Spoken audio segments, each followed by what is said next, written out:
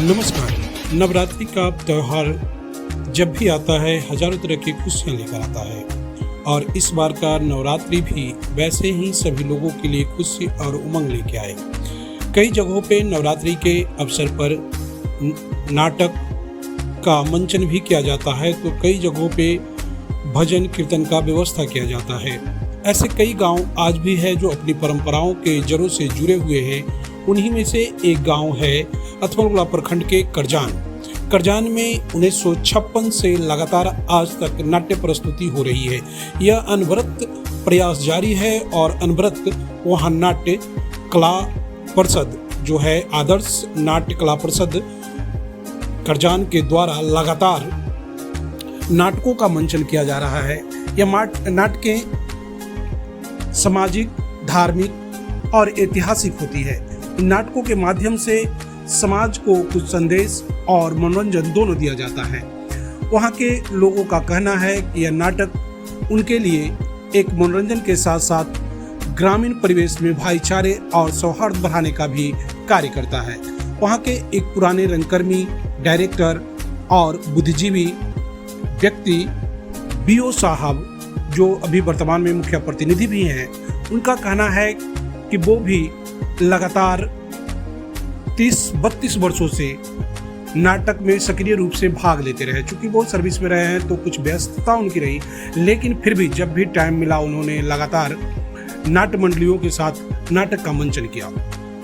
उनका यह भी कहना था कि यहाँ के लोगों में आज भी इतनी जिज्ञासा जारी है कि वो नाट्य प्रस्तुति के लिए हर समय तैयार रहते हैं। बच्चों को छोड़ दिया जाए, जो बुजुर्ग कलाकार हैं जो पहले खेला करते थे, वो भी हमेशा एक उमंग के साथ नाट्य प्रस्तुति के लिए हमेशा उपलब्ध रहते हैं और उनका इच्छा होता है कि उन्हें भी मौका मिले। लेकिन बुद्धिजीवियों का कहना है कि हम लोग चाहते हैं कि जो उम्र के लड़के हैं उन्हें भी इसमें शरीक किया जाए ताकि उन्हें आगे इसका कार्यभार सौंपा जाए और उनसे नाट्य प्रस्तुति कराया जाए।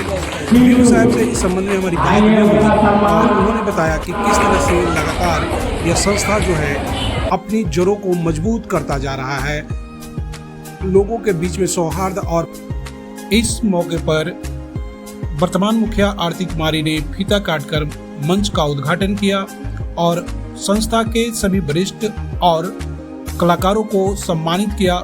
साथ ही थाना प्रभारी अथमलगोला नवीन कुमार और सुबोध कुमार जी को भी सम्मानित किया गया।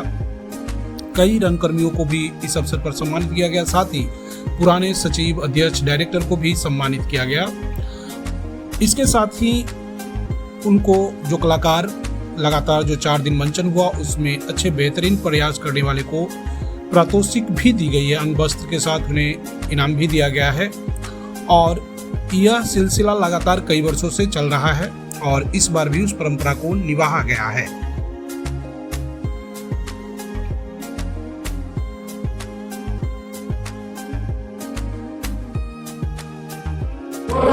हम लोग स्वागत करेंगे भाई मंटू, जोरदार ताली से हम लोग स्वागत करेंगे मधुसूदन बाबू। दुर्गा पूजा समिति के सचिव का सम्मान करेंगे मुखिया प्रतिनिधि डॉक्टर अमूल कुमार।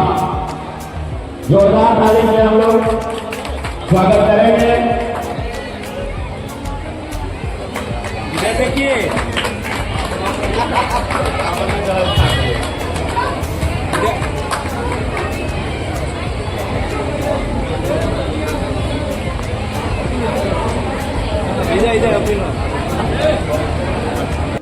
मुखिया श्रीमती आरती कुमारी करते हुए माननीय आरती कुमारी और इसी के साथ है और इस कार्यक्रम के मुख्य अतिथि थाना अध्यक्ष महोदय अथमलगोला का भी आगमन है और तरीके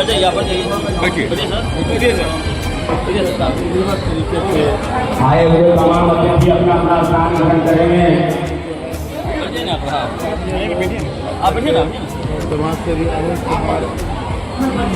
तमाम पदाधिकारी दुर्गा पूजा समिति आदर्श परिषद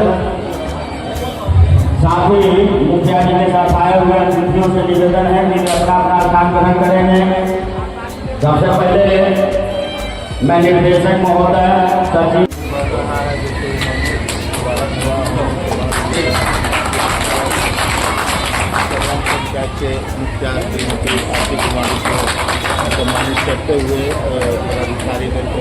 आंगनबाड़ी से सम्मान दुर्गा पूजा समिति के सचिव माननीय श्री योगी प्रसाद सिंह जी अपने कर्तव्यों से मुख्याधिकार करेंगे।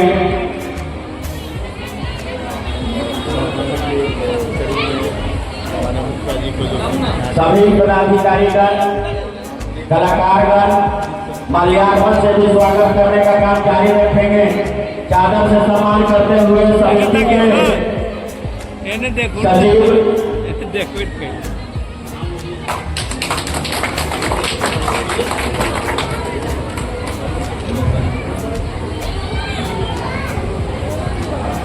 वरीय कलाकार निर्देशक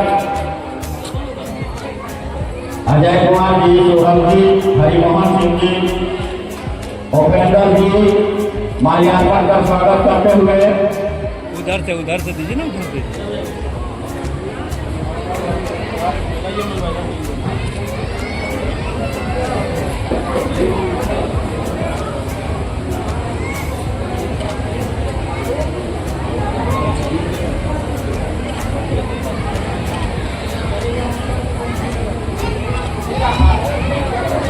हमारे बीच आज अतिथि के रूप में उपस्थित हैं थाना प्रभारी महोदय, उनका माल्यार्पण कर स्वागत करेंगे हमारे कलर के कलाकार।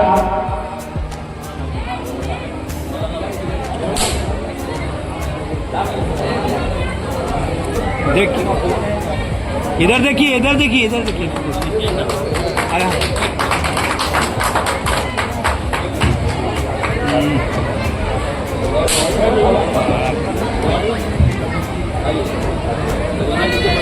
ये ना बड़ा आप फोटो लिए कहाँ? आप इधर तक ही हटिए। इतना करते हुए गलत की ओर से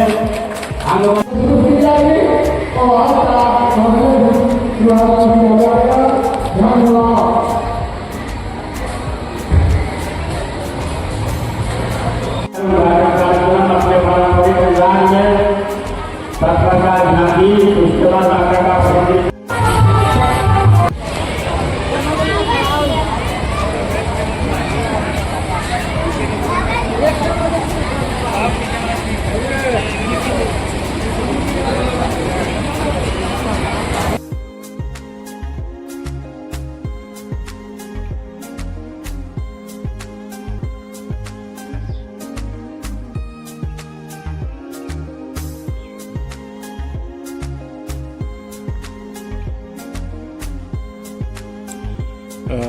क्या हुआ थी नाट्य कला परिषद का नाम?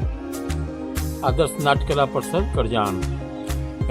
कौन कौन सा दिन कौन कौन कार्यक्रम हुआ था? मेरे यहाँ पहले तो यह बता दूं मैं कि 1956 से मेरे यहाँ दुर्गा माता की प्रतिमा बैठाया जाता है और उसी दिन से नाट्य कला परिषद के द्वारा है जो नाटक का भी आयोजन होता है। पूर्व में भी हम देखा है क्योंकि मेरा उम्र अब 63 साल का होने जा रहा है और बचपन में भी मैं देखता था कि होंडा वाला गैस से बाँस टान के और बिना स्टेज के भी नाटक होता था और लोग बहुत चाव से देखते थे। अच्छा, यहाँ का मुख्य परंपरागत चीज देखा जाए तो नाटक है, लोग चाव से देखते हैं। आप भी कई साल रहे निर्देशक के पद पे? मैं भी यहाँ 6 साल निर्देशक के पद पर रहा और उस वक्त हमसे पूर्व में जो यहाँ मंचन होता था तो लड़के ही लड़की का भी रोल करते थे, इसका पात्र निभाते थे। जी। लेकिन जब मैं बना तो कुछ देखा कि दर्शकों में उदासीनता छाती जा रही है, टीवी आ गया वगैरह वगैरह आ गया, इसलिए लोग ज़्यादा उसमें 2 घंटा 3 घंटा से ज़्यादा समय देने की कोशिश नहीं करते थे। तो जब मुझे बनाया गया तो मैं इसमें लड़की कलाकार जो नारी का पाठ था, किरदार था, उसके जगह पर मैंने ओरिजिनल नारी को ही उतारा जी और देखा कि कुछ दर्शकों का आकर्षण बढ़ा। उस दिन है से जो नारी का जो पाठ होता है, जो किरदार होता है, आज तक चलते आ रहा है। अभी जो नाटक हुआ था वो क्या क्या नाम था नाटक का सर? मेरे यहाँ 9वीं से नाटक प्रारंभ होता है जी जो द्वादशी तक चलता है। जी त्रयोदशी को हम लोग के यहाँ दुर्गा विसर्जन माता का किया जाता है। जी तो 9वीं को जो नाटक था जय माँ दुर्गे, जी उसके बाद नाटक था आपको मंगलसूत्र, जी चंबल घाटी का लुटेरा जी और घर द्वार। आज घर द्वार चल रहा है, जी ये आप लोग भी देख ही रहे हैं। और अभी तक हमारे यहाँ जो बुजुर्ग कलाकार भी हैं उनकी भी इच्छा रहती है कि मैं ही कला करूं। लेकिन हम हमेशा कहते हैं कि भाई अब छोड़िए आप लोग, नवयुवक को आने दीजिए, लेकिन अभी तक वो लोग छोड़ने के लिए तैयार ही नहीं है। यानी कि उनका जो प्रेम जो है नाटक के प्रति वो लगातार लगा हुआ है। हाँ, लगा हुआ है ना। कितने लोग तो करते करते चले भी गए, लेकिन उन्होंने किरदार करना छोड़ा नहीं है कि हीरो का रोल भी आज 62 साल का 63 साल का आदमी निभा रहे हैं। जी किस तरह के परिवर्तन आया सर? एक लंबी गैप हुई है 1956 से लेकर 2024 के बीच में, तो क्या परिवर्तन देखें आप इन समयों में? देखिए, यह ग्रामीण पूजा है। ग्रामीणों के द्वारा ग्रामीणों के लिए कुछ प्रस्तुत किया जाता है, कला दिया जाता है कि लोग लें, आनंद लें। और इसके पीछे मेन उद्देश्य जो आज का परिवेश हो गया है कि कहीं भी माँ बहनों स्वतंत्र रूप से नहीं जा सकती है, और यह रात्रि होता ही है। पहले यह ड्रामा हम लोग यहाँ भी 2 ही रात होता था जी, लेकिन स्टेशन पर 4 रात होती थी। 2 रात बहादुरपुर खेलता था और 2 रात जमालपुर खेलता था, जिसके मध्य हमारी सभी महिलाएं वहां जाती थी, जिससे बहुत बार हम लोगों को लड़ाई का सामना करना पड़ा। मेन उद्देश्य है कि हमारी महिला अपने गांव में ही रहकर दशहरा एवं नाटक का आनंद उठाए, बाहर नहीं जाए, जिससे कि हम लोग शांति महसूस कर पाए।